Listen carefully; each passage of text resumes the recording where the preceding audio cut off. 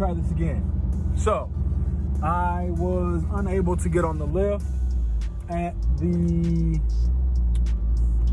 exhaust shop, so I'll have to tackle that problem another day. I've had it going on for X amount of time now, so I will figure that out on another day. I'm actually about to go drop some brakes off to a kid.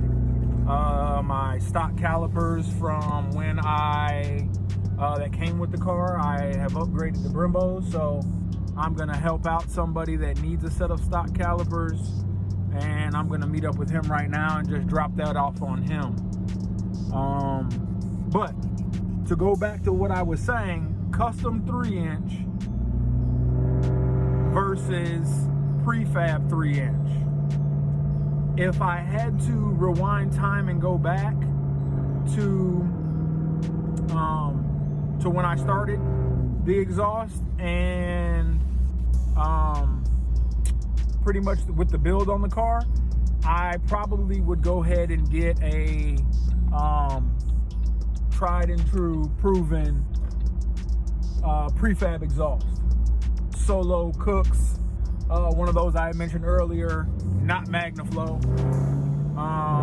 Just my personal, I like a little more of a raspy, more of a raunchy exhaust, so MagnaFlow is pretty much as close to stock as you can get sound-wise to me. Nothing against them performance-wise, because I think they're all within range from the performance aspect of it. But here's what I will say.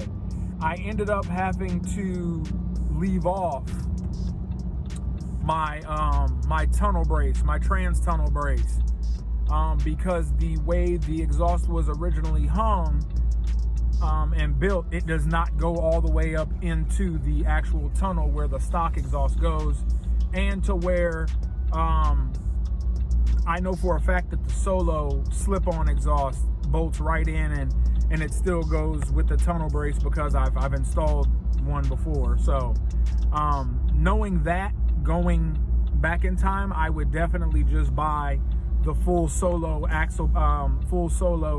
catback exhaust. Obviously, whether you want catless connection, that's totally up to your preference.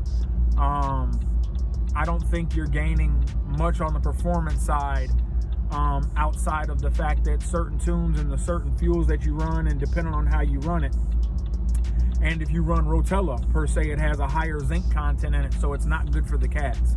So when you start to get into the higher performance side of things, which that's something else that you probably want to address, is what is your overall goals? What is your intention for the car? And goals change. My goals have changed I don't know how many times, but I have a good understanding of what it is that I'm trying to do and the direction I'm trying to go in, and the mods that I'm going to make to support that direction. But the one thing I will say about the prefab, it's slip-on.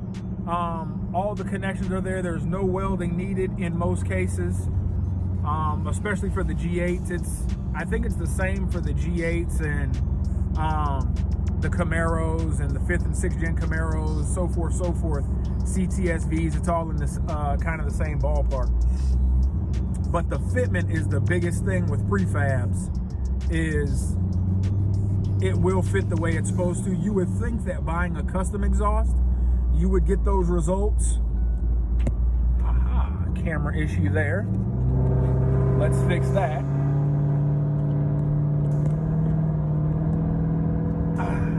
All right.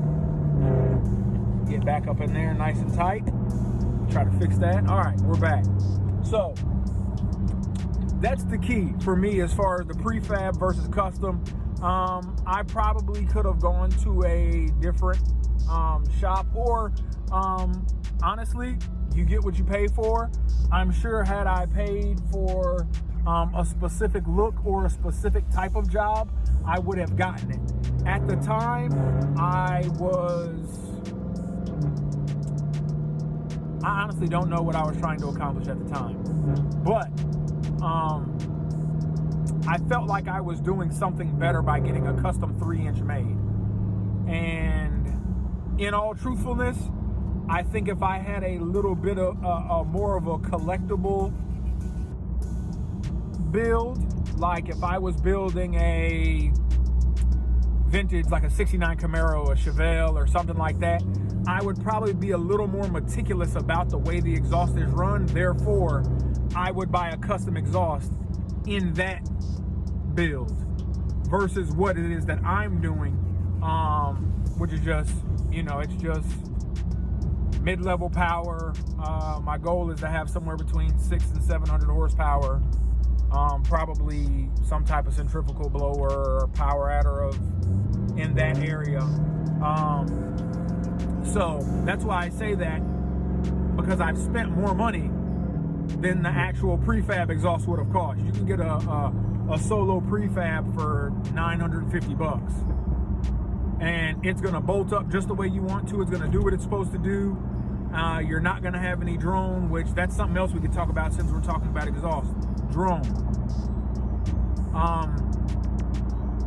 Any type of LS that you build, any type of car, to be honest with you, once you go catless, take the mufflers off, take the resonators off, you're gonna have a drone like you could never imagine. It's gonna be all in the cabin. It's gonna be obnoxious. My exhaust is pretty much, it's loud. It's as loud as one could possibly make it. All the way from the tune to, I have 0 resonators. I have no resonators. I have no mufflers, straight out, X-pipe, full 3-inch, straight off the headers. So that's pretty much as loud as you're gonna get it in most cases. I mean, outside of, doesn't even matter. Doesn't even matter what it's outside of. That's pretty loud. So I had a lot of drone. I went every which way. I had an exhaust guy that said I can make these resonator add-ons that won't take away from the sound. It'll just kill the drone inside. That didn't work.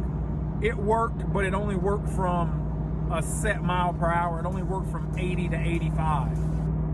Like, it didn't kill the full band out. The sound. It didn't kill the full sound out of the power, the range that I would drive in. So when you're at 50, it's awful. Anything that's not 80 through 85, it was just awful.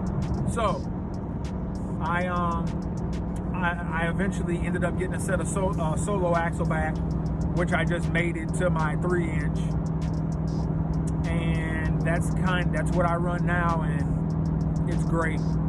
The car is super loud, so I can still hear it from time to time when you're in full throttle and whatnot. But for the most part, it has killed probably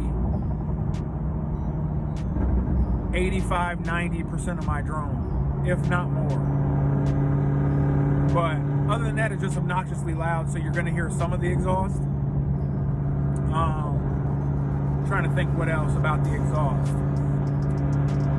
That's kind of it. I mean, I went back and forth with getting, putting mufflers on, taking mufflers off, putting resonators on, taking resonators off. I like a very loud, raspy idle. I feel like you can hear the cam better. It makes the cam sound better. So that's what I prefer.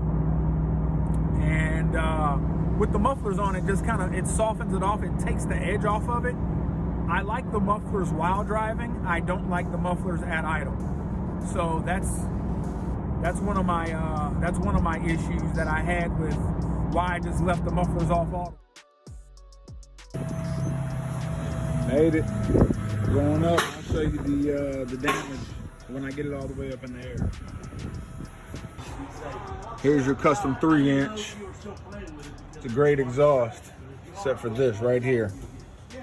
This side came down. You can see the space that I have versus this side. This side's up nice and tight.